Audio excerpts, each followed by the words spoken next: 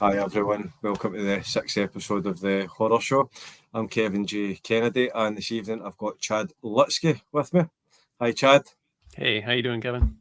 I'm great, thanks. How are you? I'm doing all right, man. I'm doing okay. I hope that you're feeling much better. I know you've got a cold.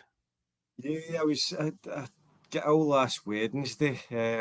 Just come up. I got in for work about 5 o'clock, and I had been fine all day. I started to get a tickle in my throat. 2 hours later, it felt like I had glass in my throat, Yeah. and I was ill. And then I was kind of some days I was not too bad, and come Saturday, absolutely ill. And then it's kind of started to clear each day since then. So feeling a lot better now. Thanks very much. Good. Um, Chad, we have spoke a little bit in the past. I've invited you to a few anthologies. You've sent me some stories and things like that. This is the first time we've ever had a chance to have an actual chat. So I had to look up your fantastic fiction page earlier on to work out how many of your books I had actually read. So I believe I've read 2 novels and 7 of your novellas. Oh wow. And I thought, if it's okay with you, I would love to start by talking about one of my favourite books of yours, which Sure. is Skullface Boy. This was, I think, this was either the first or the second of your books that I read. At the time when I seen it, it was just constantly popping up in sort of different horror groups. And I loved the cover. I read the synopsis. I loved the synopsis. And I read the book and it blew me away. It was fantastic. So, Thank needless you. to say, I started buying more and more of your books and following you. Um, can you tell me a wee bit about Skullface Boy? How did that come about? What inspired it? I was invited to an anthology where it was just going to be, I think, like 3 or 4 authors, and each of us would contribute 2 stories. And they showed us the cover. Publisher showed us the cover. It was a bad cover. And I was just like, and I talked to my friend who was going to be in this too, and I was like, hey man, I wonder if they would be offended if I made a cover for them instead and say, hey, I got to be honest, this cover sucks, and I here's a free cover if you want it. And I had just started kind of doing the covers a little bit at the time, so I Yeah. made a cover, and it had that guy with the skull on the cover of it, and it was just purple. It didn't have like Los Angeles, and there was no neon lights, no brick wall. It was just like different shades of purple. It's very, very simple, and it had the authors on the front. And so when I talked to the publisher, they're like, thanks, but no thanks. And they didn't even want to look at the cover. They're just like, I'm going to go with what I already have. And I said, okay, cool.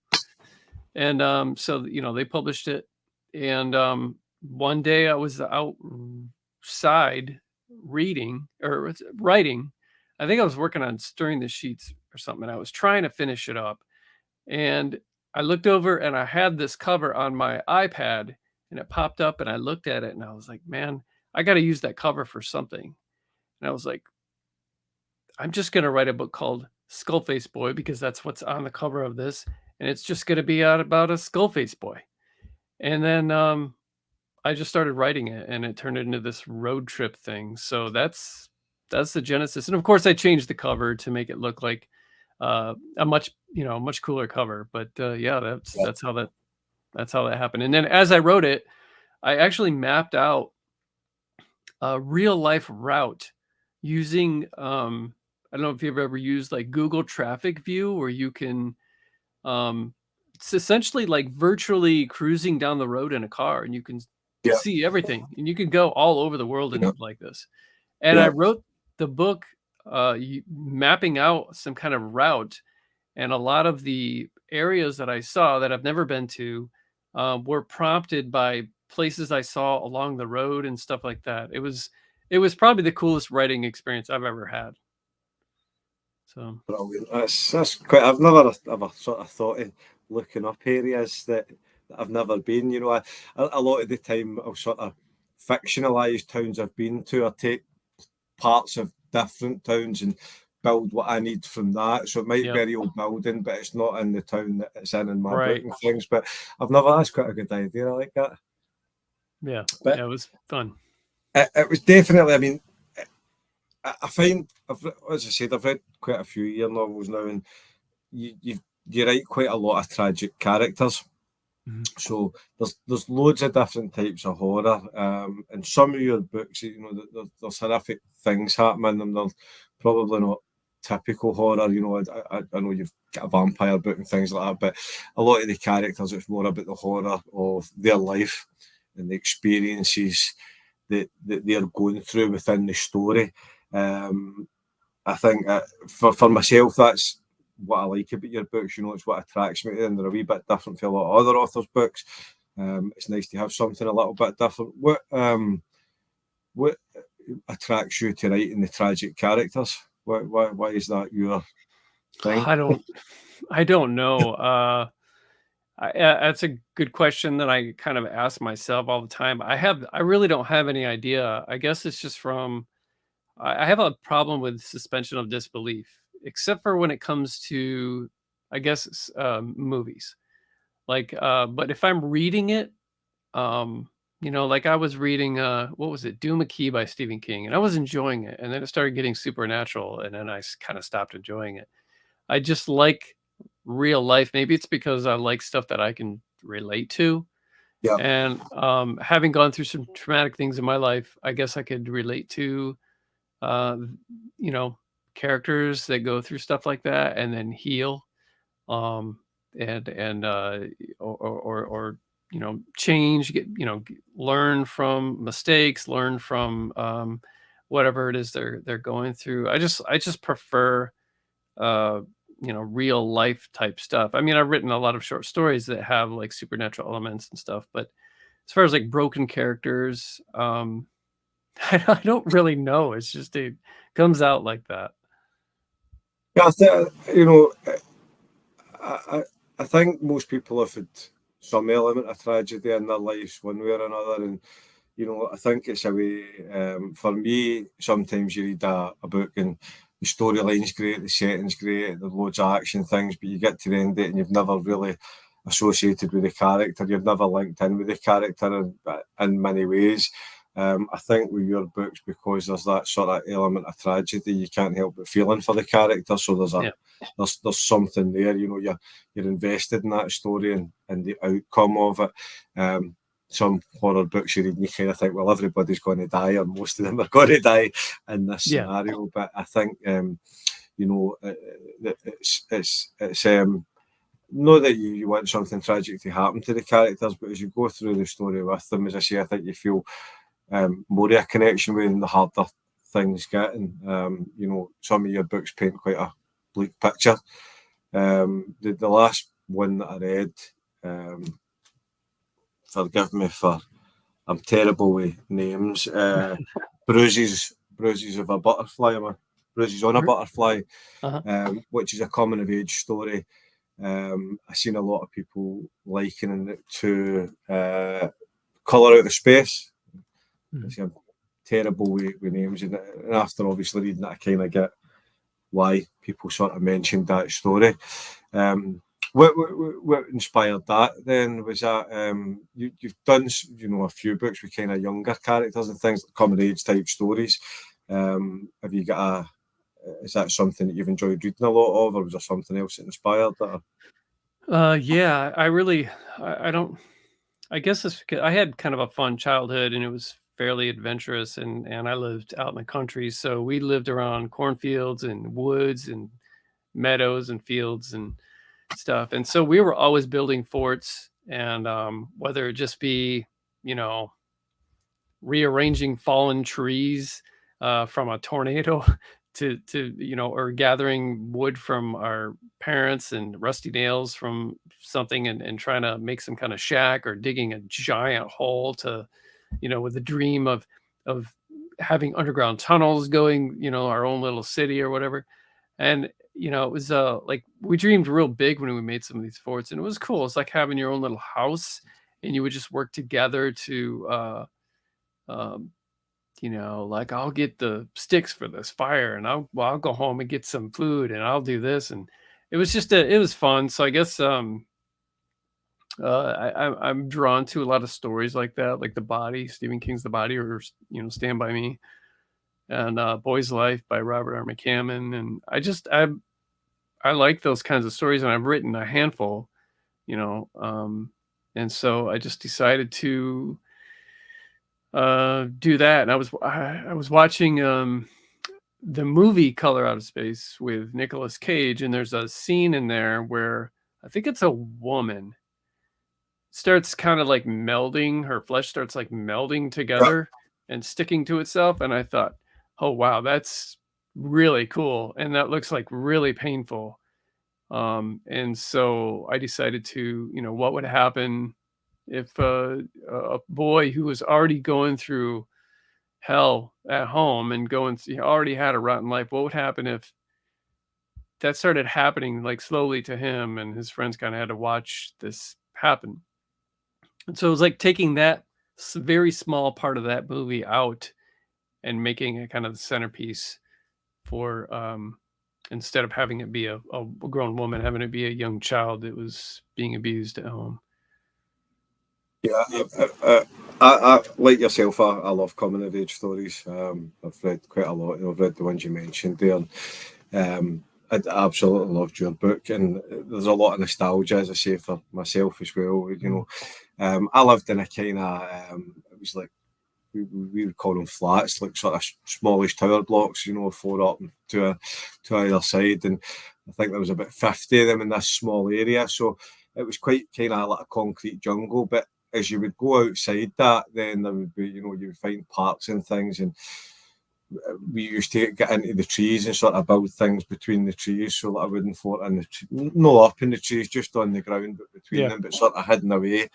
And like yourself, somebody would go and get some food for the house and things like that. So I think there's an element of nostalgia, and although there's other things going on in the book, that's a sort of takes you to a happy place, which before you get into the element of horror. And body horror probably isn't something I read an awful lot of. I think because it is so harrowing, as you say, it looked painful. I've Mhm. seen the movie with Nicolas Cage. I actually really enjoyed it. And as I was reading what was happening to the character in your book as well, it would be truly horrific to happen to you or to see happen to one of your friends. Yeah. And something a wee bit different. As I say, I don't read a lot of that type of stuff. So but I thoroughly enjoyed it. It was a great read. I highly recommend it to anybody that does enjoy sort of coming age tales. Thank you. As you said, you've wrote a few sort of coming age tales and short stories and things like that. You seem to, I don't know how many of your books, but you work with John Bowden um, fairly regularly. Would that be fair to say? Uh, yeah, we've written 2 books together. We started in another one. I don't know if we'll ever finish it. And Right. we've written a couple short stories together too. How did that come about? Do you and John know each other personally, or have you just met at a convention? How did that relationship sort of form?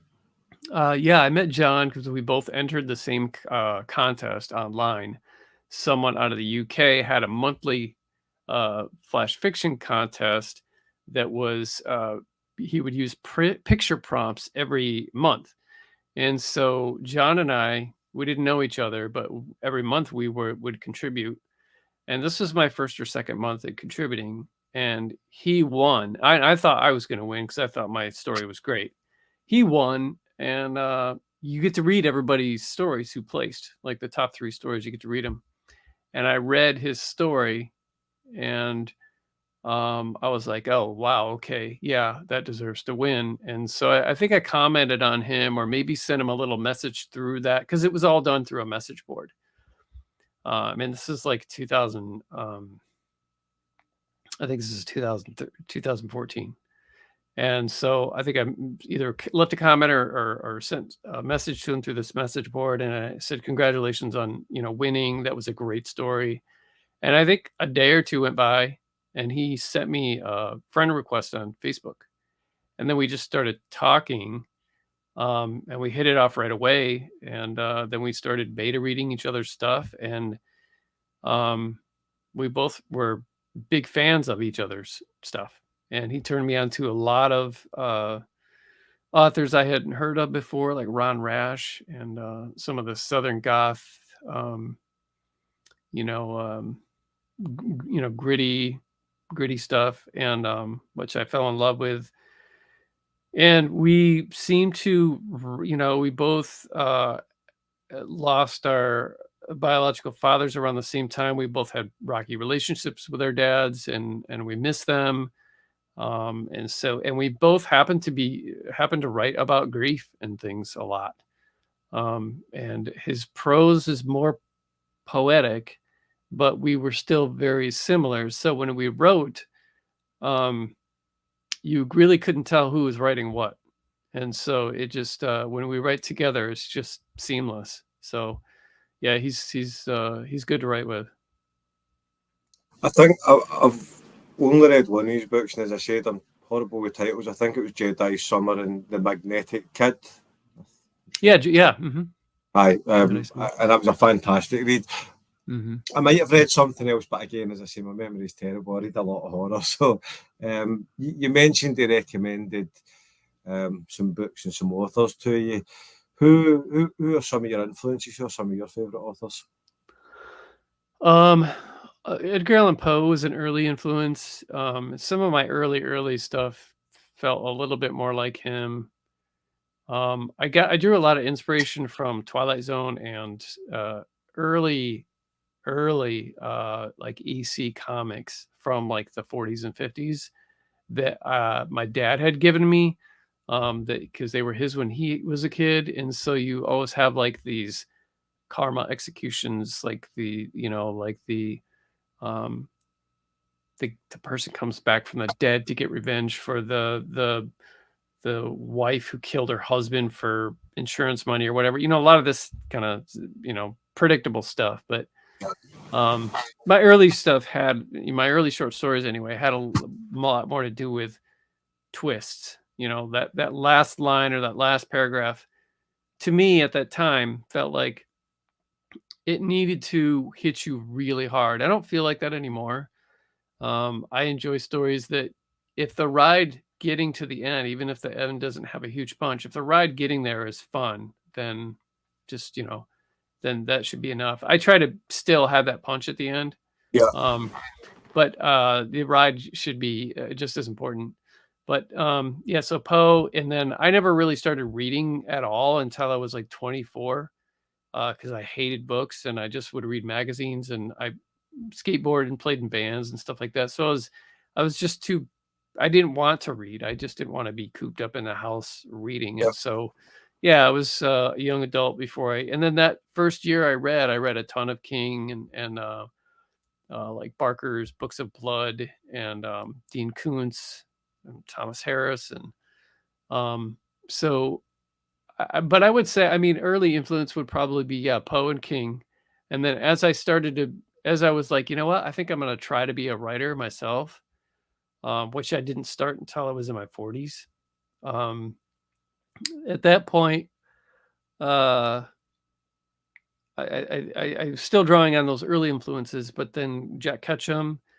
And what's weird is a lot of the influences that I would later have, they became my influences because they were doing stuff that I was trying to emulate, but they were doing it better. Like I wasn't writing a lot about the supernatural, neither would Jack Ketchum, and yeah, he would write about the human monsters and stuff like yeah, that. So he became a big influence once I realized, hey, dude, you're doing the same thing I'm doing, much better than I'm doing. But and then Joe Lansdale, even more so with the prose. He would get really, really out there and strange with some of his stuff, but his very quick, punchy, choppy prose was a big influence, and it was and the fact that he um, didn't stick to one genre, and that's what I wanted to do. I just wanted to write a story.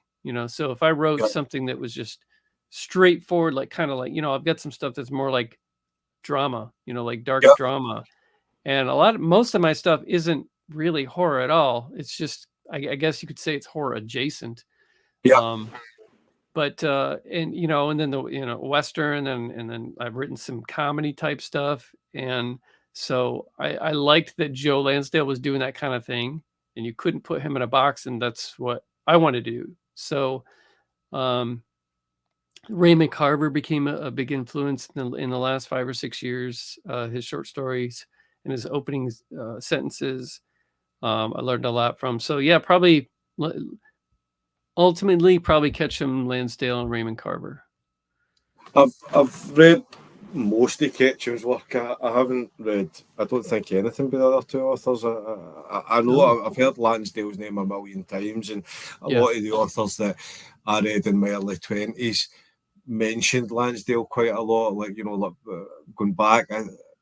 I mean, I don't know who specifically, but I just remember the guys I was reading, like Brian Keane and Ray Garton, Jack Ketchum, Edward Lee, and the guys that were about at that time. Mm. Lansdale would often be mentioned in the same sort of lists as them at that point. So I don't know why I never got to him, but I suppose there's only so many books you can read each week and each year. And, This is true, man. This is true. it's difficult trying to sort of keep, because you find people, I try every year to sort of read. Every time I read a book or two by somebody that I really like, then I'll go and try and read a book or two by authors that I've never tried before, or I've maybe only read one book by. But every so often you find somebody that really speaks to you.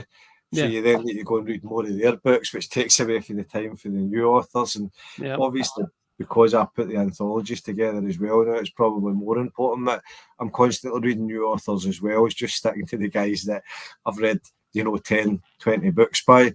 It's hard to sort of balance it all. So you said, did you say you were in your 40s when you wrote your first story then?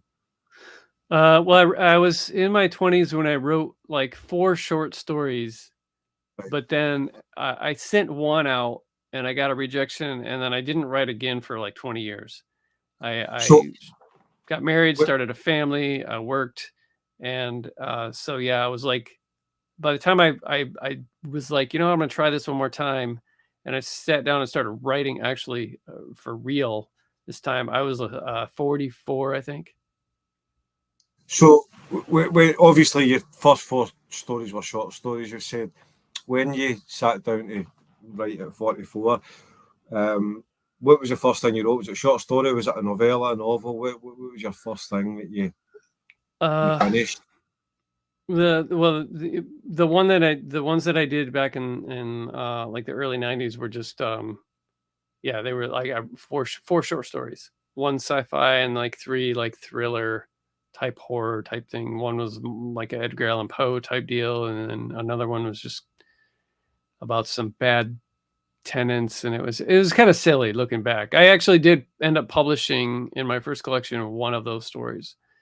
Um and I probably shouldn't have, because it's at the time and for many years I thought, oh, this is the greatest masterpiece anyone's ever written, and I don't like it at all anymore. But when I was like really tried and became serious about it, I had written a short story called "One for the Road," and I sent it to a place, and they I think I got an acceptance letter like that day, and so I was like, wow, that's easy, you know.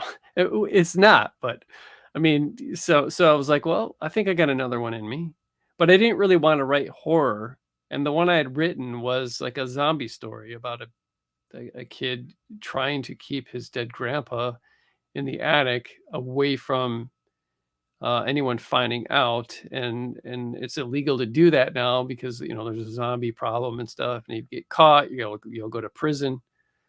And so he's trying to keep his grandpa up there, and it's reeking, and he's yeah. So I wrote that one, and then I wrote a lot of short stories around that time. I don't really do that anymore. The only time I do it is if I get an invite and I accept it, and but I've been turning those down too lately. So yeah, I don't write about very much anymore. So, well, after that, then, I mean, how long were you doing short stories before you got to write your first novella or novel, whatever came first? Um, I think I'd written like maybe a half a dozen short stories or more in a matter of like half a year, maybe like 12 stories. And then I wrote a Foster Homes and Flies, Right. um, which would have been my first book, and I released that myself. And it did really good. I mean, it's still, self-published, but I think it's done really well for, I got some unexpected blurbs that I didn't ask for. Richard Chismar and Jack Ketchum, and it's been translated into a handful of languages. And so I'm pretty, I've gotten to be a better writer since then, but I think because the premise is so unique, I think it still stands up as being something I'm super proud of. But so yeah, I think I published that like a year after I started writing.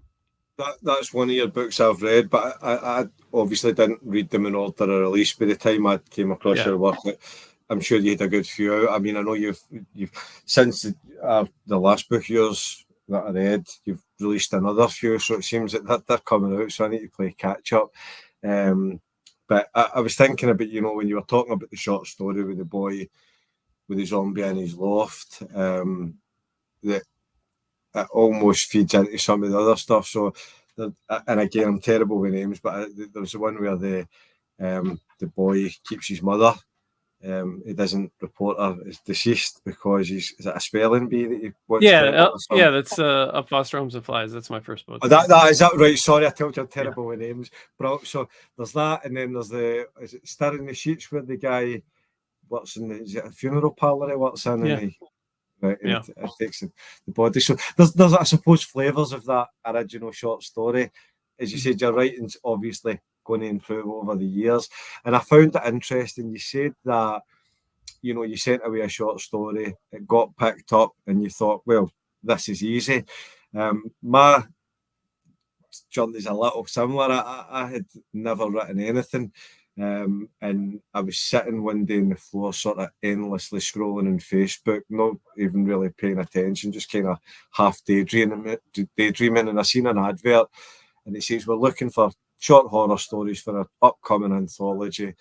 You don't have to ever been published before. Send us your story. And I thought, I'm going to write a story. So I always liked carnival horror. I thought, I'll write a carnival horror story. I'll send it in. It'll get rejected. But although I had never written anything, I'd always been a big reader. If I was really young, I used to read sort of point horror books that are similar to Goosebumps, if you've never heard of them. And then when I was about 15, I found Richard Lehman and worked through everything he had written. And then I found like Keenan Ketchum and Ed Lee, as I say. But I did used to always say it would be really cool to have a short story in a book, because I bought short story collections I came across when I found them. But I had no intention of ever writing anything. It was just a sort of passing comment. And then I seen this advert. I thought, well, I'll write something, I'll send it in. So I sent my story in and they picked it up. And, I thought, well, that was fairly easy. And then the publisher said, well, we would like 2 stories for each author that's in the book. And my plan had really, when I sent that away, had been not to write anything else. And I'd said, well, I'm not an author. I just wrote you a story. And he says, we'll write something else. We'll see if we like it. You fooled him. Well, that's it. I sent another story in. The guy that ran it loved it, and his wife, who he worked with, hated it. And I put a lot of sort of Scottish colloquialisms in it, which probably made it hard to read for some people. And she hated it, but he says, I'm going to publish it. So I then started looking for just open calls and sending away stories. And then eventually, after a while, that's when I kind of decided to do an anthology. And I collected all my own short stories as well, and I put a solo collection out. But looking back at my sort of early releases, there's stuff that I hate that I released as well.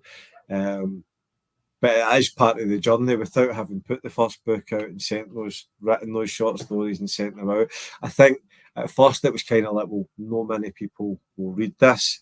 So I sent it out with no fear. And then you start to realise you're in books that people are reading and people are leaving reviews and people are providing feedback.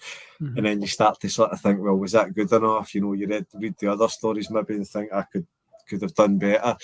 And you need to sort of up your game. But I suppose everything you write, and then you read something else and you write something else and you kind of grow stronger over the years. But it was interesting to hear you say, oh, this is really easy.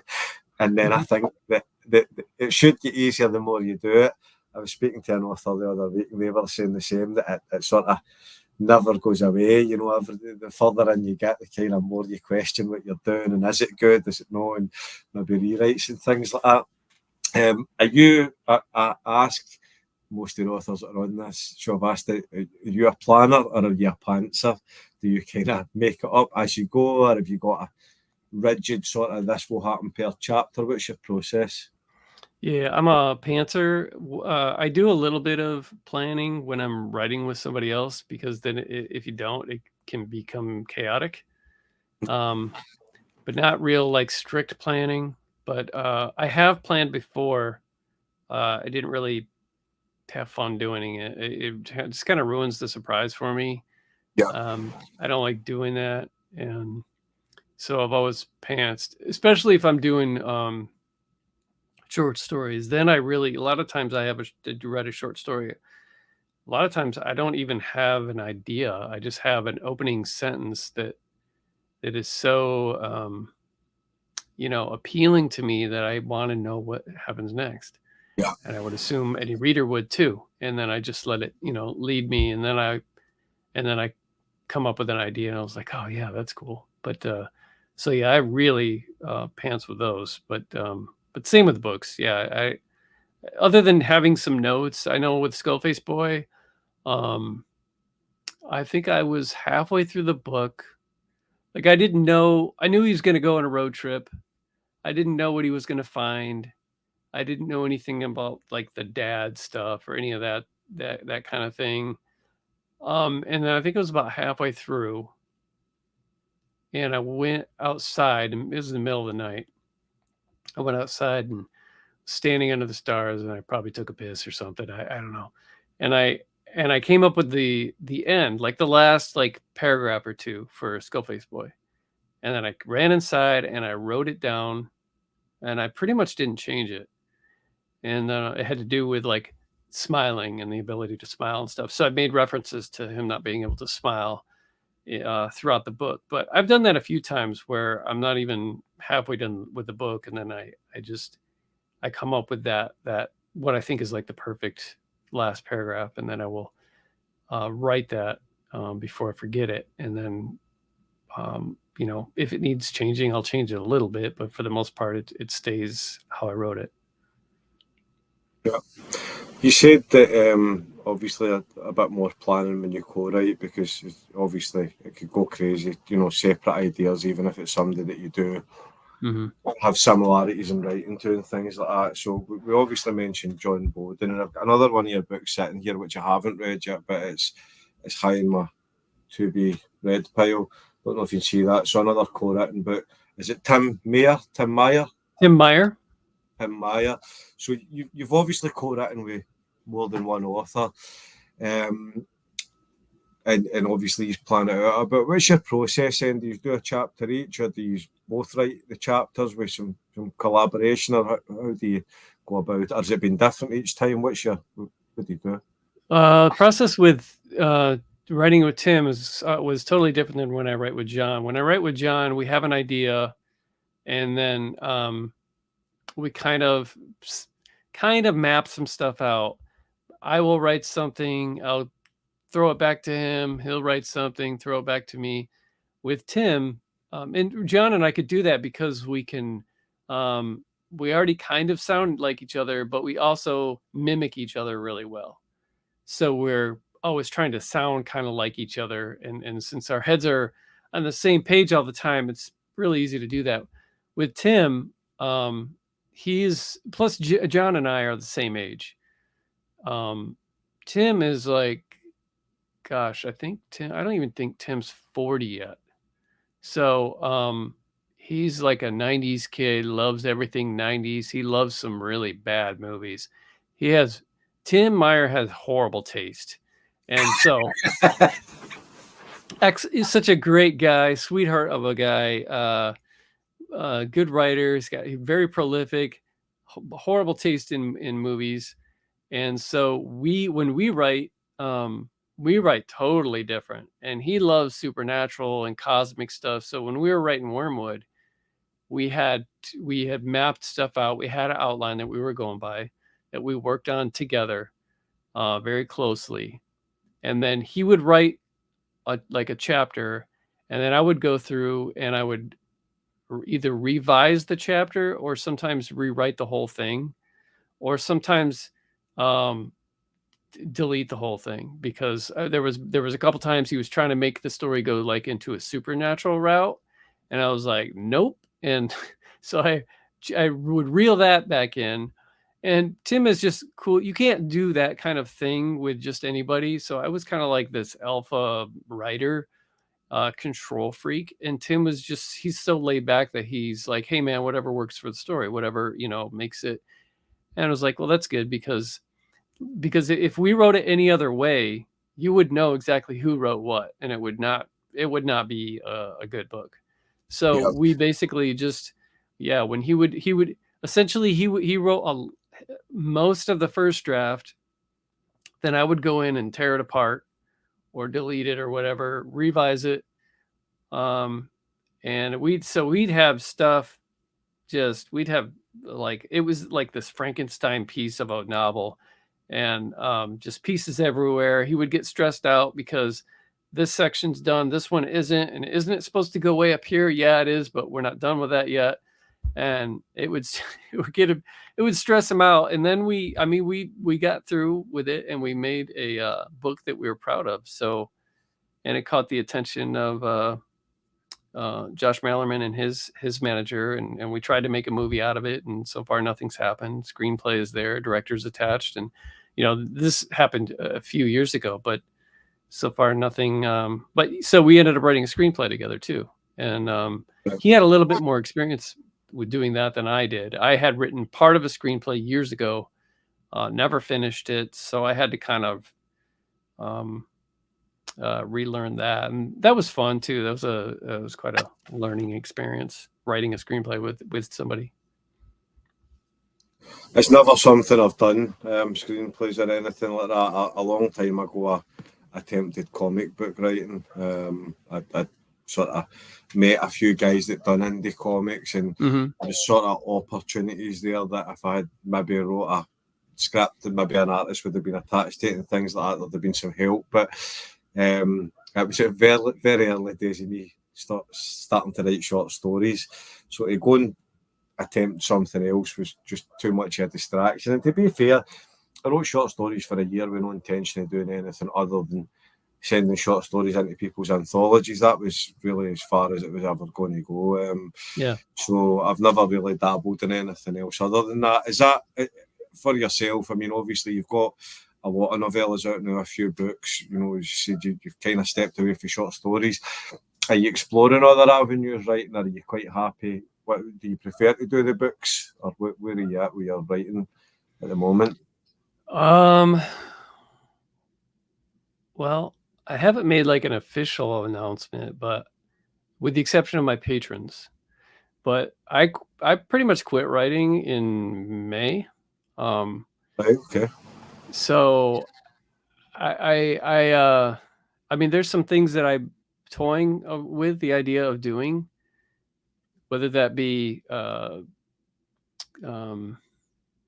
children's books or a different genre, but I'm definitely not doing horror anymore, or even horror adjacent. I mean, I've got a couple books written. One of them I probably won't ever see the light of day. It's a little bit raunchier than what I'm comfortable putting out. Not raunchy in like like an erotica type of way, but it's like a it's a crime, gritty crime novella. And yeah, I don't know that I'm ever gonna publish it, but the other one is a novel, and it's something that I wrote with somebody, much in the way that I wrote with Tim, where we came up with a outline. Um, they tackled some chapters, I tackled some chapters, and then I revised their chapters because I edit as I write. They just kind of like let it all pour out, so their stuff is pretty sloppy. And since we were trying to have this seamless thing, that I would go through and I would revise things, or we would talk about, hey, how about, we chop this or add this and stuff like that. But then this person stopped writing, and they're like, that book, you can have it if you want. Because we were going to seek a traditional publisher for this novel. And so they're like, they don't want anything to do with it. We both like the book, but they're like, I'm done writing.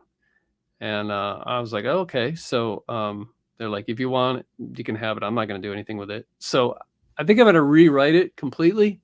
I have some other ideas, and I might seek something out. But as far as yeah, I'm just not. I haven't. I am writing right now. I'm writing a novelization for a screenplay uh, that from a Hollywood producer's screenplay for a movie that hasn't been made yet. And I've never done that kind of thing. It's kind of interesting, and I can't tell you what like producer it is or anything. I'm sure you've most of your listeners will have seen at least one of their movies that I know of, or and heard of probably several more. But um, it's not horror either. It's like a buddy cop comedy type thing. Not really my thing. Not really my thing, but the experience is I like to challenge myself and do new things so that I can learn stuff. But other than that, I mean, I haven't written other than that, I haven't written since January, and I used to write every day. I have to ask. I mean, what's why are you looking to stop? I mean, it's because you've been quite prolific, Chad. You know, Yeah. there's been Yeah. consistent releases. I don't remember a overly long period where I didn't see something new kind of dropping. So what's changed? A couple things. Um, for the last couple of years, it's been difficult to kind of be a part of, I've got some friends who are very successful with their writing careers in self-publishing without using social media. I really don't like social media. I think it's been cool because I've met cool people. Um, and I've been given opportunities, like to my relationship with John and other people, and to write with people and get turned on to other authors and stuff. But for the most part, it feels very much like a grade school playground. Everybody is always they're trying. Everybody's trying to drag other people down for this or that, and acting holier than thou, I guess, as though they've never made a mistake in their life, and just trying to cannibalize one another. It's really hard to watch, and I just don't want any part of it. And being, I've never been attacked like that, but watching it, I'm like, what am I doing? This is ridiculous. These are grown men and women. Why are we acting like this? This is Yeah, ridiculous.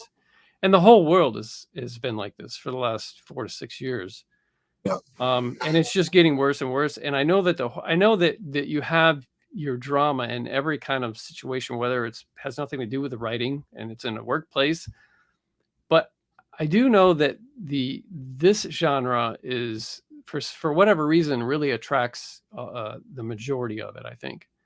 And so that started to turn me off and really frustrate me, because I was starting to see some authors who I had relationships with, or maybe enjoyed their stuff, or were acquaintances with, and I saw them just being idiots. And where it was like, man, I would never want to like hang out with this person in real life. You know, my family and my friends that I hang out with in real life believe in all kinds of stuff politically and religiously. It doesn't yeah, matter to me. It doesn't matter to me. I'm not like that. yeah, If my mom or my sister or brother want to lead a different life than me, I don't. That doesn't bother me. This is family. We need all the love we can get, and so to be such a big part of this, and have to be on Twitter all the time, and have to be on Facebook all the time, and in groups, and hustle with your books, because most of my stuff is self-published, or just hustling with a book that's with the bed makers through, or bruises. I still have to hustle because these are small presses, yeah, and a lot of that hustling has to do with rubbing elbows on social media and stuff. And it just got so tiresome, man. And so I was like, I don't know how much longer I could do this. And then so it's a combination of that. And I think a lot of people can relate to that. It's a combination of that, and just my and this is probably not a popular thing, and I'm okay with that, but my faith too has kind of pushed me in a different direction, um, where it's not like I thought anything wrong or anything was wrong with what I was writing. It's just like, I don't know, the world is such a dark place, and I write all this dark stuff, and maybe I don't want to write that dark stuff anymore. I'm attracted to it. I'll probably always be attracted to it. I've been attracted to it since I was just a little kid. Um, I still enjoy horror movies, and I still enjoy reading, darker literature. Uh, but I don't know, man. I with such living in this crazy world, because maybe it has something to do with my age too. I'm 54, and so I grew up in the 70s and 80s, and this is such a different world now, and it's like, there certainly was the good old days, um, and where life was different. Some of that's just nostalgia. Some of that's the fact that I didn't have as many responsibilities as I do now. But a lot of it has to do with just the fact that, yeah, we live in a violent, pissed off world that, so it's like, I don't know. I guess I'm tired of contributing to, that darkness, I guess.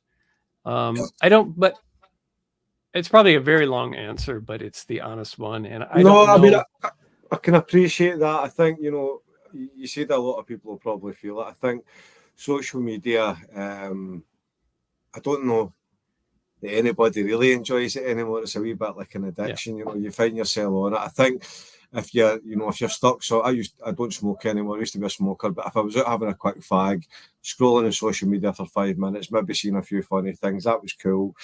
It kind of takes over your life to the point where you spend too many hours a day on it. I think if you do something, whether it's publishing, writing, editing, whatever, and you're involved, then these days people really want to get to know the author, rightly or wrongly, but they want a wee piece of them. And I think I've mentioned it to a few authors I've had on that back when I was reading mostly paperbacks that I was buying for the very, very early Amazon store that only sold books. I live in the UK, obviously, and the selection of authors here was very, very limited. You get Stephen King, Dean Koontz, Anne Rice, then maybe James Herbert, Sean Hudson, and there wasn't much more on the racks. So if you wanted something else, well, Richard Lehman back then, and when Amazon came along, I could get access to a lot of American authors, a lot of smaller presses like Cemetery Dance at the time, and access to these authors that I've mentioned earlier on. So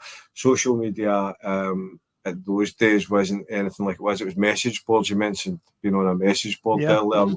There was a difference to that, and I think Richard Lehman's message board was an early one for me, but Lehman had just passed away, so the message board was kind of dying off. But I got a lot of good recommendations for authors and books, and then Brian Keane had a really large message board for quite a while before social media really kicked in. But back then, if I read 4 or 5 of your books, I would go and search for a website, and there was some really basic websites, but I'd maybe be able to get your email address off that. If not, there would often be a mailing address, postal, and I would either write to you and I would send you an email to say, I've read these 4 books, and ask kind of standard questions. I was kind of learning what authors I liked and what types of horror I liked. So I would often, if I liked 4 or 5 of your books, I'd say, well, who do you like? Can you recommend anybody? And sometimes somebody would send you one of their books you hadn't read, or something that was out of print, or a cover flat, or just wee things like that. And it was really special because nobody was doing it really, or you didn't know about it. Now people are on Facebook and everybody wants something free, and it's dead easy to give away free Kindle books or drop them to 99 pence or cents or whatever. But back then it was a bit different, and there was something quite special in finding a way to contact an author that you loved and sending them a wee message, and they probably didn't get anywhere near the volume that they get these days through social media, people commenting, and you need to be on there having a presence in the big sort of horror groups, which means that people will be probably talking to you. But it's it can be quite grim if you're having a bad day or you're not in the right place and having to dedicate 2, 3, 4 hours of your day when you've got other things going on in your mind to go on social media. I think it's difficult. It's a necessary evil, I think, when you're either self-publishing or you're working with small presses. But you went on also to say about sort of not wanting to contribute to some of the darkness that's in the world. That when I was younger, I read an awful lot of quite extreme horror. I mean, obviously Ketchum's got some extreme stuff. The Girl Next Door's a massively dark book, as I guess you'll know. And then Edward Lee's got quite a lot of extreme stuff. I read a lot of Wrath James White back then, who was also quite extreme. Now the market's sort of exploded for extreme horror. And, I don't read very much it these days, but I feel like if I started writing in my 20s, I would have probably wrote mostly extreme horror.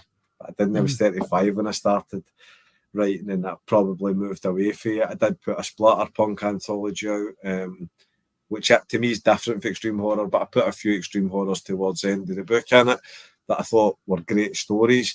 But I read quite a lot of extreme horror I didn't enjoy, and I don't know if I've just aged out of it, as you say, as you maybe get older and your mindset changes and you see more and things like that, you kind of move away, I suppose, for the darker stuff. So I can understand where you're coming from. I think a lot of it too, I decided at the end of last year, I was like, you know what, I'm going to take at least the first half of 2024 and I'm going to write screenplays. I'm going to write one for Foster Homes and Flies, and then a couple of other ones, and I'm going to see what I can do with these. And then all of a sudden, at the end of somewhere in December, I had this idea to do a movie reaction channel with skits and stuff with my wife. So we bought all this equipment, and then we launched our YouTube channel, Creepy Couch, at the end of January. And I was doing editing 2 videos a week, each video taking me between 20 to 25 hours to do, because there's so many quick cuts and funny stuff in it. It's not your average reaction channel by any means. We don't just sit there and watch a movie and you see our jaws drop or anything. It's far different from that.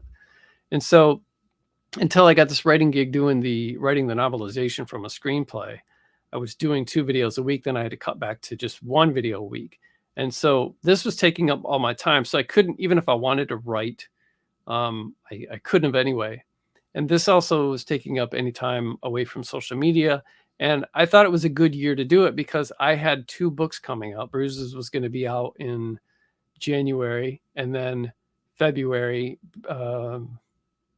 Bedmakers was going to come out. So I thought, well, that's 2 books already this year, so I'm good to go for, and then I got my back catalog. So, and I had limited editions lined up, and anthology and invite accepted. And so I thought, well, I'll just, focus on this channel and try to get this channel going, because I had a friend who was an author, self-published author, who was making a nice amount of money writing in a post-apocalyptic series and an adventure series, 2 different series. And he was making enough to have quit his job that he had. But then he started doing the YouTube thing, and then he became successful and quit writing. And now he's making way more money than he ever has. So I was trying to kind of emulate that a little bit. Yeah. By doing something that I was doing 15 years ago on YouTube.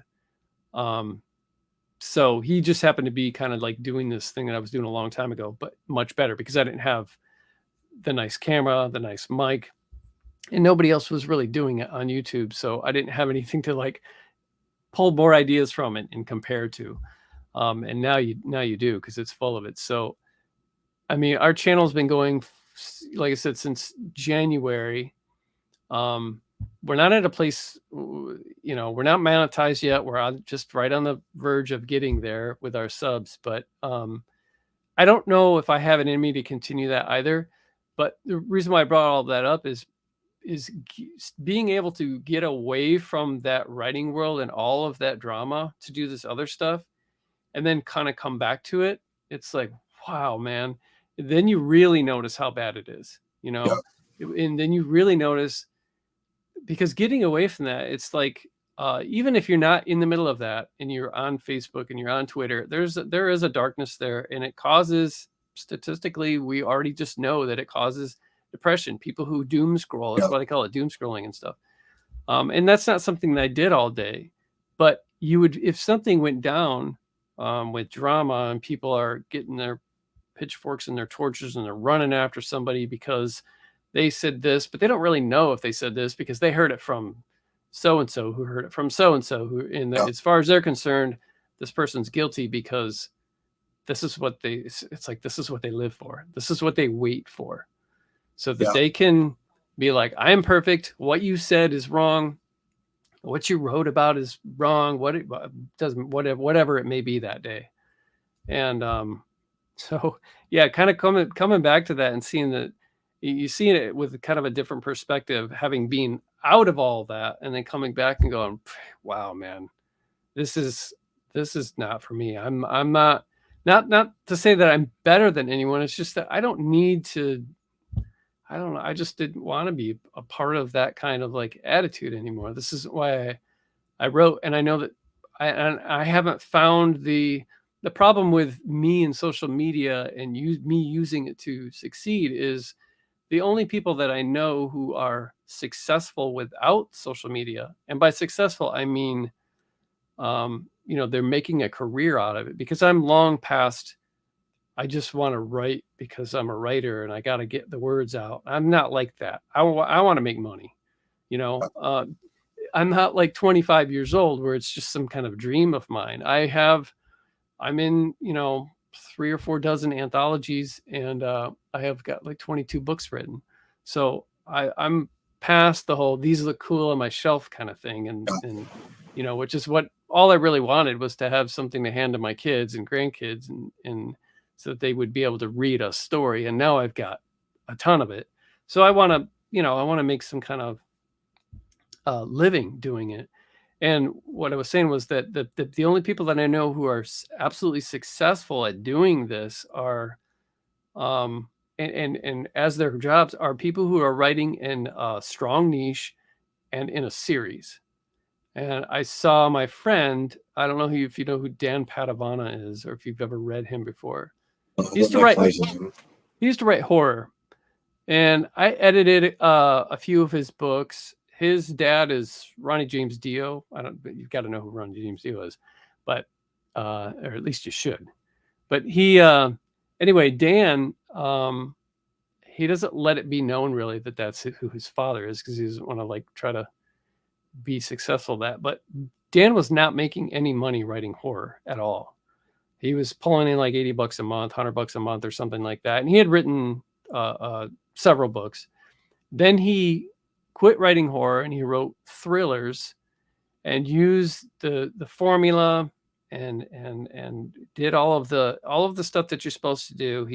He read the message boards and read all the information on 20 books to 50K, and then he started making 6 figures a year. And I think in his second year of doing this, of writing in a series and a strong niche, I think he brought in something like 300,000 that year writing this. So all self-published.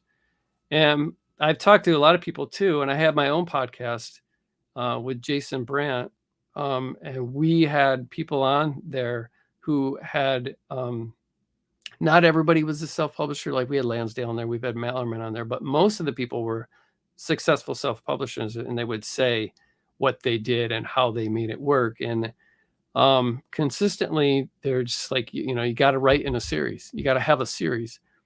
And man, I just don't have that in me, because if you've read enough of my books to know that they're all completely different. They all kind of lean, to a dark side. Some have a little hope at the end. Some have a lot. Some have none, and they're very bleak. But they're all different. And I try to come up with as the original idea as I could find. And the problem with doing that is nobody is on Amazon typing in books about dead moms and spelling bees, so my book's not being seen. Whereas if I would have wrote zombie apocalypse books, then I'm going to sell a lot more books. And if I use that cover that they all use, where it's got the girl and you can just see her back, and she's got her crossbow and she's facing the Yeah. ruins of the city. They all look the same, but those are the Covers rules you ahead. got.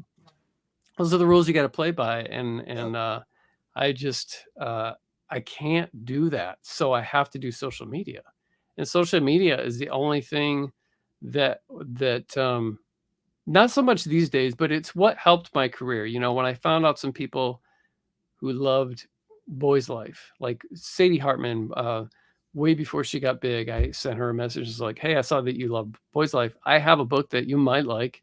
You mind if I send it to you?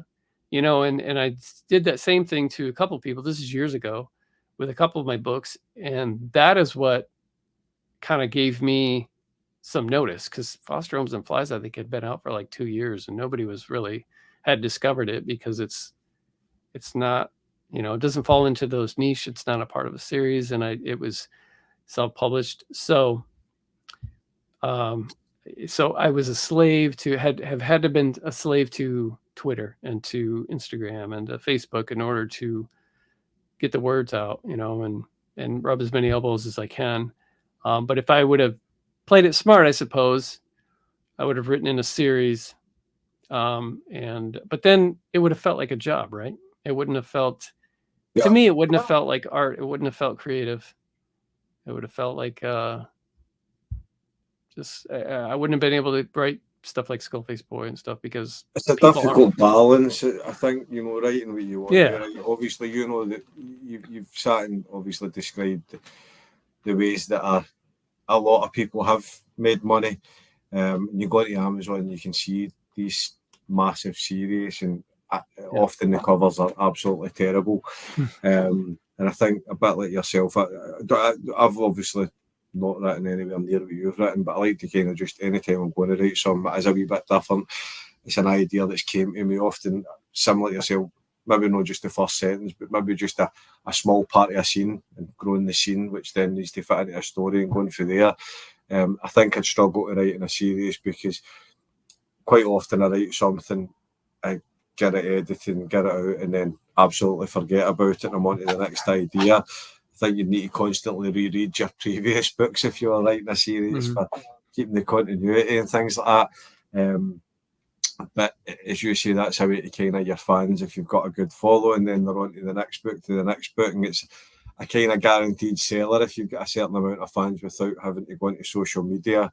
But it's very different for what you've done previously, and as you say, more like a job rather than something that sitting writing the book that you actually want to write. You need to write the next book in that series because people are waiting for it, and there's an expectation of when it needs to be finished for, and puts a bit of pressure on and things like that. I get what you're saying about, you know, you're looking at the books and you're in, you know, I can't remember, as you say, 4 dozen anthologies and 22 books sort of published. And I think, you know, what, as I'd said to you, my plan had only been to write short stories. And then one day I thought, I've been in a few anthologies that I wasn't impressed by, like the cover, maybe got it and it was badly formatted, and just a few different things that I arrogantly probably thought I could do better.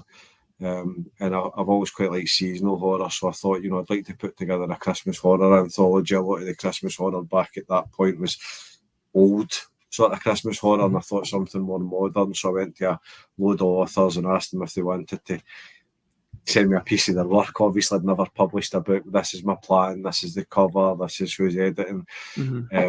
And put that first book together. And I'm now at a stage where I used to, you know, every book I was in, I would want a copy of that to put on the shelf. And I think I heard somebody calling it your brag shelf. And at first I was doing that. And then I got to the stage where I'm not even buying the books I'm in because I don't care. But then I started putting my own books together, and I had a shelf of these are the books that I've published that I'm quite proud because I've published them. I stopped buying a copy of my own books a long time ago. I buy a copy for my mum. My mum gets a copy of everything because she's not online. So it's to let her see just sort of what I'm doing with my time. And she gets a copy, but I don't. So what used to be a brag shelf of, you know, books I was in, to then books that I've published. You know, I don't have any of it now. Every book, pretty much every book I've got is a book somebody else has written. But, you know, at one point it was a goal, and then you achieve the goal, and Yeah. there's a small feeling of success. I really struggle to hold on to the feeling, so it's kind of fleeting. I publish the book, I sit anxiously to wait and see how it does in the charts, if it does well in the charts, or if it gets to number one in the charts, which is at a stage where a lot of the anthologies I publish go to number one in the UK and the US. So even that now isn't. There's a happiness that I got there because people have trusted me with their work. So if I've got 20 stories by authors that I like, I want obviously the book to do well with their stories in it. I want a lot of people to read it. But you kind of, you're like, well, it's went to first, I've done that. And then it's just more on social media. I keep promoting it, let people know it's in first place, because then more people buy the book. And you're constantly on, Facebook, Twitter, Instagram. I'm on TikTok now and sharing it. But there's no, I think the best bit for me is probably pressing the publish button and knowing it's finished. So I've got a good book. I've spent time and effort. I've put it together.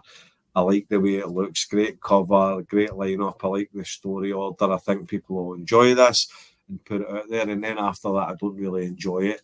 Once it's out there, it's just kind of the book's out in the world, and hopefully people will enjoy it. But I'm on to the next project and just kind of constantly going. But like as you said, you've got the books out and you wanted to leave a few, I think you said, for your grandkids. And you've now got a good collection. So I do get it, but I'm not going to lie, I would be sad to, obviously I've got a few of your books left to read that you've already published.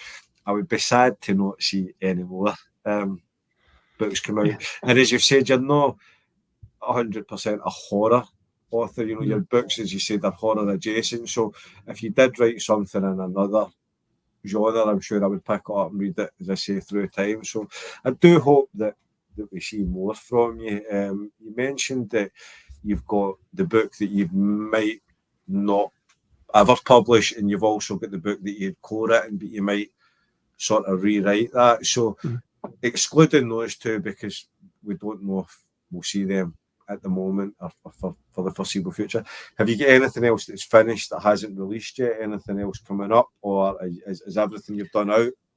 I have one day I counted and I can't remember what it was. It was something like 14 books, half written or mostly written or partially written, in various different genres. I have I guess you could call it a series. The Same Deep Water as You, Slow Burn on Riverside, and Broad Street Bastard all deal with the same characters, and I all wrote them in a reverse order.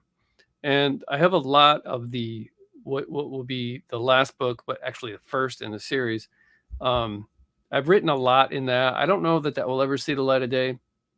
Those are some of my favorite books. They were some of the most fun to write. But I've read the first one, but I haven't read 2 and 3. Yeah. So you read The Same Deep Water as You? Yeah. Okay. Yeah, those they were just a lot of fun for me to write, and I love those characters. I like writing that style. And yeah, the one that I have written will be novel instead of if I ever finish it, because I'm pretty far and it's already like novella length. But I don't know. I have the thing with John Bowden. Um, I have so many other ones. There's a couple that I'm kind of sad that I know probably won't ever be done, because I really love the ideas of them, but taking all this time off and writing, I've been missing it the last couple of months. And if I wasn't so busy I've been doing a lot of book covers lately, and then Creepy Couch, the YouTube thing, and then of course this I'm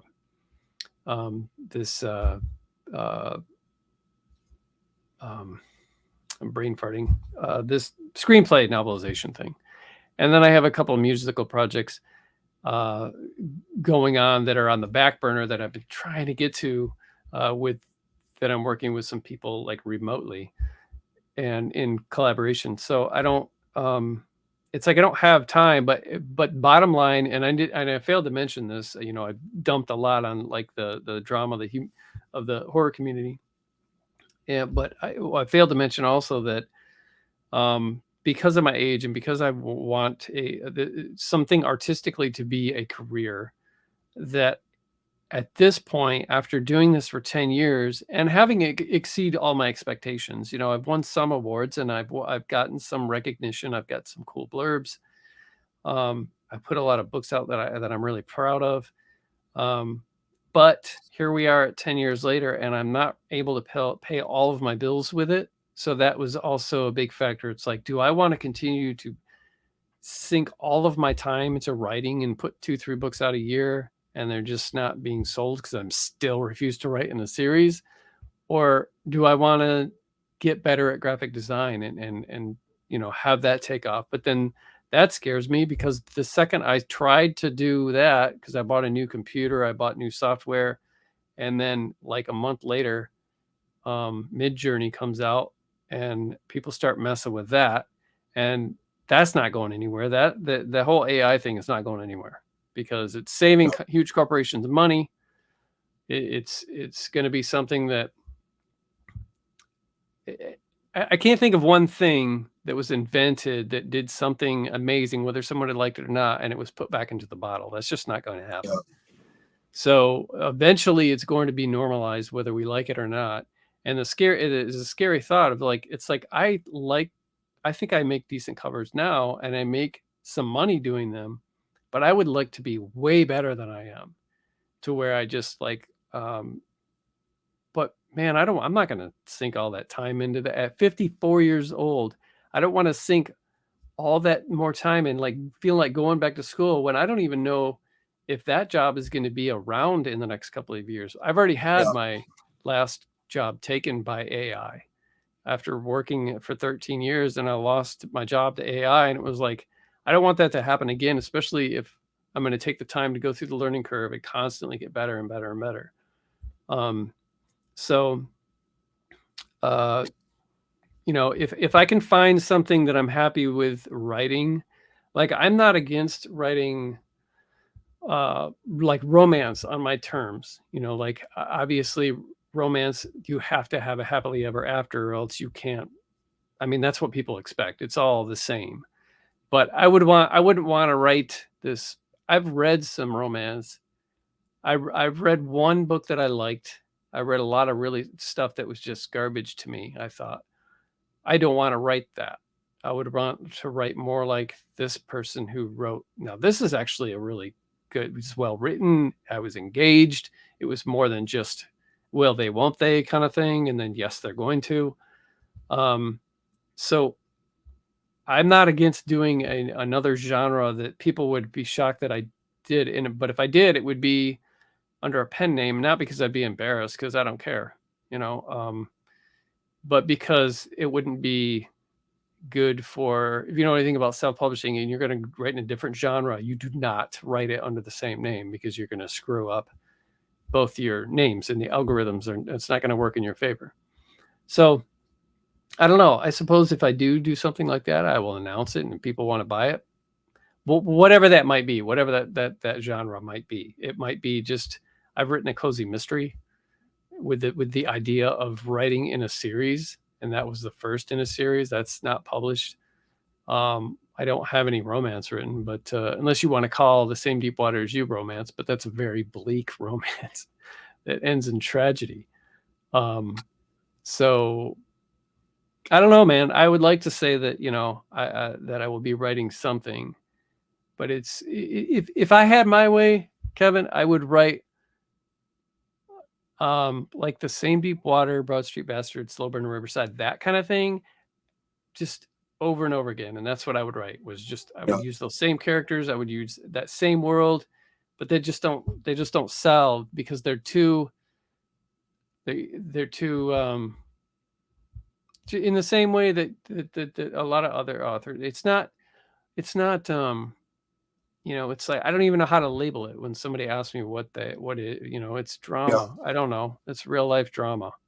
And I think, we obviously, although I mentioned that you had said earlier that your stories are more horror adjacent, but there's obviously a lot of people that read the horror genre reading your stories for the obvious, the darkness and things like that.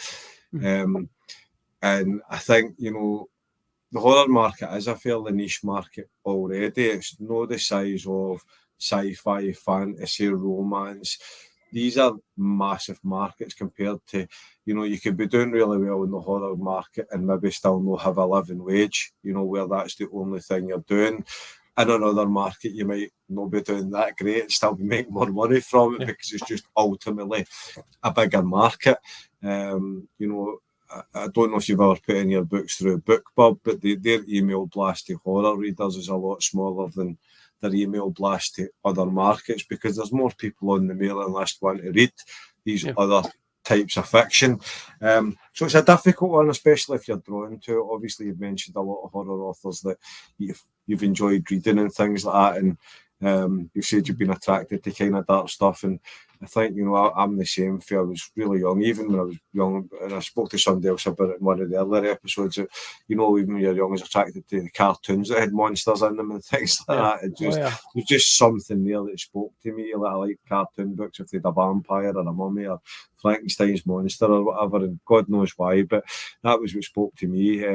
So that's what I read, therefore that's predominantly what I would write. And it's a bit like yourself. I struggle with supernatural stuff. I have liked, I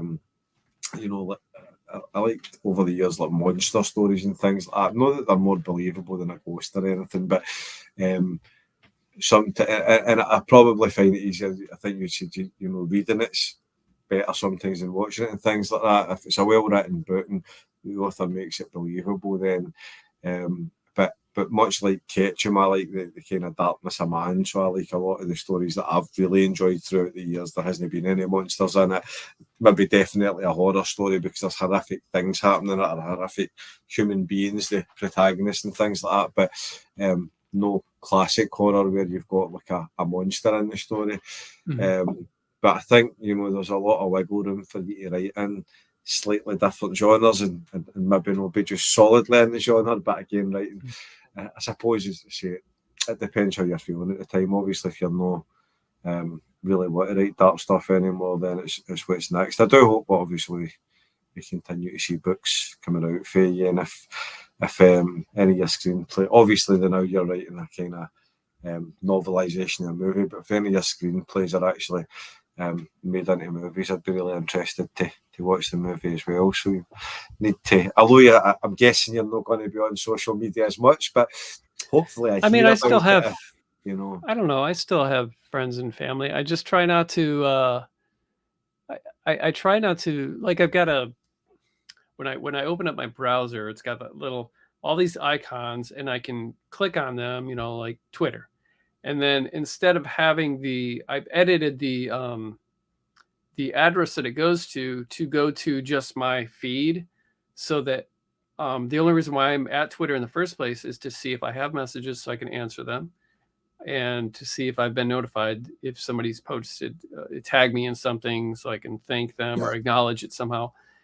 But so I've got it, so it just goes to so I don't see any of the feed, because if I see the feed, I might scroll for, a couple minutes and I'd rather not do that. When I was a kid, I've always hated the news. And so me and a lot of my friends, we just made the decision if you didn't want to hear about anything going on in the world, it was easy to live a life without worrying about other people's burdens. You just didn't tune into the 6 o'clock or 11 o'clock news on TV, and you didn't read the newspaper. And so I was just, until the internet came along, and then more so in the last 10 to 15 years, you'd hear about if like some kind of like like the Gulf War or something like that. I mean, how could you not hear about something going on like that, something heavy that involved your country? But you didn't hear about this person being killed in this country, which that sucks, but there's nothing I can do about it. I'm just going to continue being the best person I can be, set the example, and live my life. And that's, but when you have internet, it doesn't matter what website that you go to or whatever, you're going to find out immediately what's going on. And it's all very biased.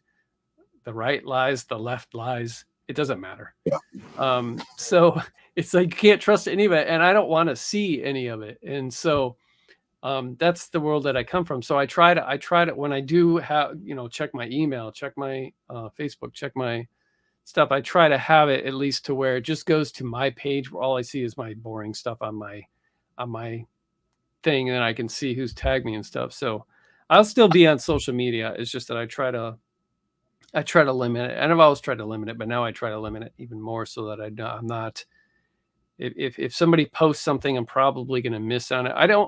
I got a real problem posting on Instagram. That's a little different. There's not really, people just post cool pictures and artwork, and a lot of people I follow are artists or musicians or,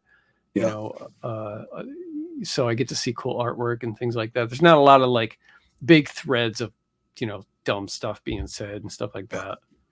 So it's different, but yeah, I hope that's kind of my setup. I like to. I'm in a load of horror groups, and when if I'm scrolling, I'm kind of, the post will stop it as a book cover, or something that you can tell is book related, and I might want to see what's going on, or if it's another author or a reviewer or an editor or a publisher or something that I enjoy, then I'll stop and see what's going on. But obviously, you're still going to come across drama, especially as you said within the community. And so far, I'm about 8 years in for my initial involvement in writing a short story, and I've managed to just not get involved in anybody else's drama, because I think there's, you can't as much as comment, and then you're sucked into it, and you're on the right side or the wrong side, and I've got no interest in it. I really couldn't. I like reading books. That's why I'm in these groups. Like, if I'm reading, certain authors, and somebody comes up and says, well, this guy's great, and I know they like the same authors as me, I'm going to go and try that book. And that's really what I've been in horror groups for the very, very beginning, was just for recommendations overall. That's it. I wasn't there, pre 8 years ago. I had no investment in advertising me or anything I was doing. I was just in the group to see what people were reading.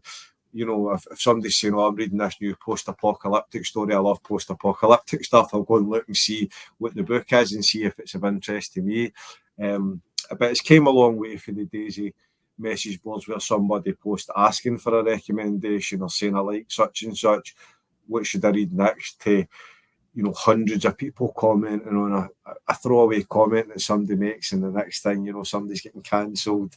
You can't read this author, and the publishers dropped them because they made a comment in a group at 3 o'clock in the morning when they were maybe drunk, and it grows arms and legs, and it's a headache.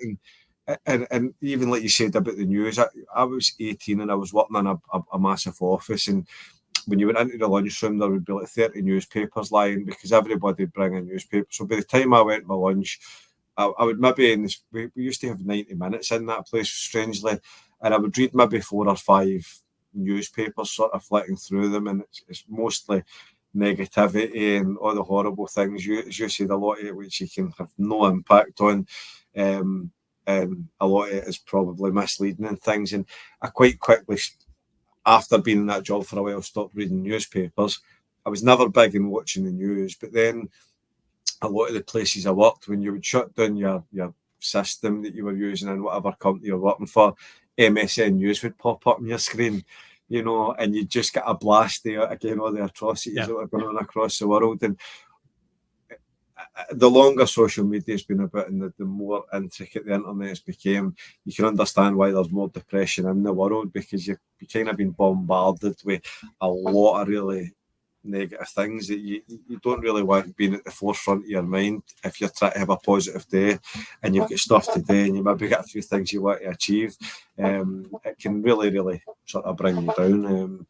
It's difficult. As I say, I think my social media, like yourself, is I try to have, if there's anything I don't like, it's like blocking and removing stuff and things like that. And just try to keep it to the stuff I like. As you say, like, it's cool to see if you know some artists, and it's good to see their work and things like that. And as I said, following my favourite authors and stuff like that. TikTok's the one that I probably use the most now. When I go to the gym, if I go in the cross trainer for an hour, stick TikTok on, and it's a mixture of probably authors promoting or talking about their books, but it's wee 1 minute clips. You can skip it if it's not of any interest to you. Got a lot of guys on there that I find quite motivational for doing something or other and follow their pages, and it gets to know your likes, so it shows you more stuff you like that feeds into it.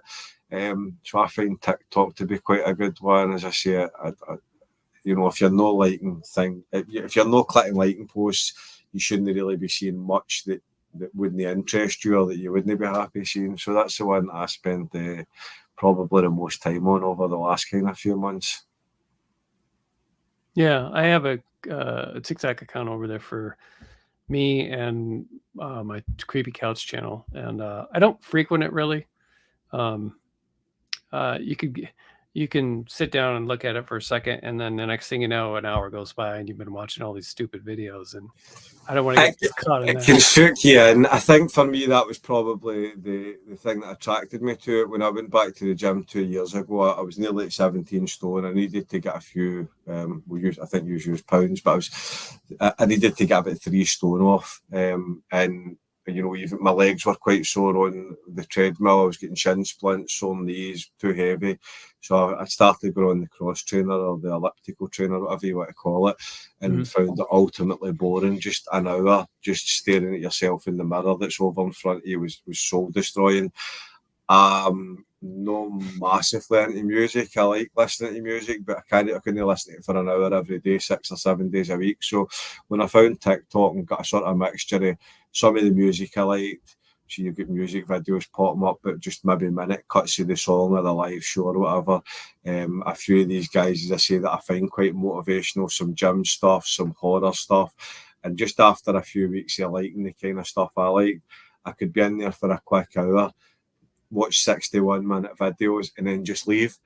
And that was me done for the day. So it works really well for that. But I don't like to really use it in the house because, as you said, you can, flick through 2 or 3 videos, the next thing an hour's passed by and you're watching stuff you've got no interest in. So it's good for what it is. I think social media is good if you're using it at the right times and you're not getting too sucked into it. I think for me, the only probably thing that means I don't spend too much time on it is I'm generally quite busy. I don't write a massive amount, but I'm normally putting a book or 2 together at any given time, which means I'm reading other authors' stories that they've sent me, and then the time spent formatting and editing and working with the other editor that I work with and working with the cover designer and all that stuff. And, I'm halfway through one when I'm starting another one. So you're juggling things. I still work full time. I work 40 hours a week, a day job as well. So, it's a few hours a night doing the book stuff after a full day. And I've been at the gym in the morning. So by the time I finish that, it's my bedtime, and I like to read for pleasure. So maybe an hour, 2 hours of reading whatever book that I'm want to read at that point, and then just kind of repeating it. So I don't have a great deal of time to spend in social media other than the marketing aspect, as obviously sharing links to your books or talking a wee bit about them, do the odd interview, things like that. And I suppose in that sense, it's a bit of free marketing. Obviously, I use BookBub and things like that, but that costs a few quid. Whereas with your Facebook and Twitter and things, I suppose the advantage to it is you don't need to pay anything. I suppose you can. I don't use the paid advertising. When I tried paid advertising on Facebook and on Amazon, it never went very well for me at all. Outside the free advertising and, as I say, BookBub, they've been the sort of biggest successes for me. But again, just try to do my bit in the morning before I go to the gym while I'm drinking my wee sort of pre-workout drink, and then that's that, other than going on through the days you see and seeing if anybody's commented to any of your posts or things and put a wee comment back. But no, as I say, I can understand where you're coming from. I suppose that's the grim side of it. And I've seen somebody saying that, years ago you used to be the writer and then you send it to your publisher and the editor would do their bit and then the companies would be trying to market your books. But these days you write it, you'll probably edit it yourself a few times before you send it in. And then once it's picked up and it's out, you need to go and do all the promotion for it and probably continue promoting it, because if you don't, then things start to take a dip. Even if you've got new books coming out, people are more interested in your new stuff generally than stuff that's been out for 6 months or a year. That for me, and it's different because you're doing novels and novellas. I'm doing anthologies, but I find that the first 3 months is your peak. After the first 3 months, even if it's got a kind of steady flow. It's not going to be anything like a patch on the the straight out the gates kind of sales. So it's not just sitting down and writing, but I do hope, as I say, that we see more for you. I will try your books if you write in any other genres, probably apart from romance. I don't know if I can bring I don't myself blame you. to read a romance book. It's never been my kind of thing. Any Me movies neither. that I've been badgered into watching by my wife or anything have never quite hit the mark for me. So, but other than that, anything else you do, then I'll definitely give it a try. As I say, I've got Wormwood to read next, and I've got a few of your more recent releases to pick up as well, which I'm really looking forward to writing. So, as I say, I do hope we see more from you. And again, if you let me know about any sort of upcoming stuff that you're doing outside of the writing, well, not outside the writing, but things like if any screenplays are moving forward and things like that, let me know, and I'll share it in my social media as well. I'm going to check out your Creepy Couch. I've actually not seen that. I've not seen it sort of yet. Yeah. Maybe I've seen you advertising and scroll past because, as I say, I don't spend a massive amount of time on social media now. And if it's not a book cover, as I said, I'm maybe not starting at your post. So I've maybe scrolled past it. But you said that's on YouTube, yeah? Yeah, and we have 42 episodes up right now, I think. And then I've got a Patreon page that has exclusive episodes over there that are mainly Twin Peaks. Those are, and then the ones from the series Twin Peaks, and then the ones online are just different movies, different horror movies. Your Patreon pages, I've spoken to a few authors about it. It's never something that I've used personally. I'm not following anybody's patrons. I've never set my own one up for anything. So is that specifically for Creepy Couch, or is that for some of your book stuff, or what's on there? It used to be my author one, and I had several patrons, and then it got really stressful to keep up, especially when I didn't feel fair to keep it up. It wasn't like a tip jar. This is, people are paying for content, exclusive short stories and other stuff. And so I decided to turn it into a Creepy Couch patron page. And most of my patrons wanted to stick around and support. So that's been really cool. And then I've gotten, other people that are just were interested in the channel. But if you go there, all of my author stuff that I've put up for the past 6 years or whatever is up there. Everything. There's actually a book up there that I forgot about this. There's I wouldn't call it extreme, a very gory choose your own adventure that I was writing with my patrons that has a cover that's up there, but it's not finished and I forgot about it.